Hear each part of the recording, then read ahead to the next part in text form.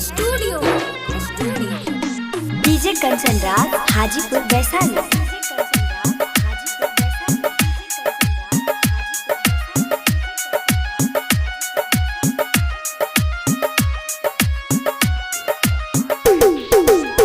कलयुग में सुना हो काका मौगी सबके चले छे राज, ससुर भसुर के लाज नहे छे।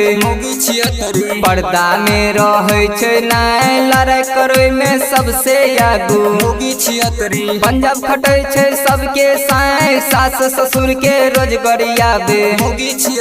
ननदी के दै छे लतिया, कलयुग के मौगी महारानी। डीजे कंचन राज हाजीपुर वैशाली।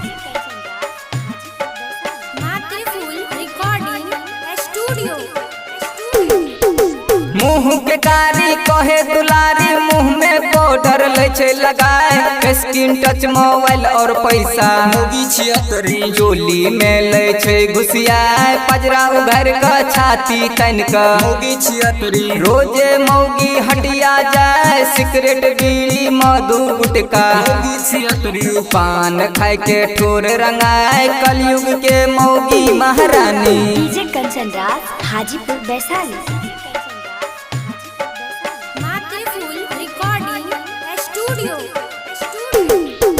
राइटर अभिनव आदित्य लिखे, सुबोध साजन गाय के सुनाए। कथा सुनाबे मरद सबके, मोगिया सबके दया न आए। फरमाइश पर फरमाइश करे छे, घर में रहे कुछो नहीं। पंजाब खट के मरद दे छे, मोगिया सबटा पैसा उड़ाए। खत्म कहानी मोगिया कराई के। Recording studio.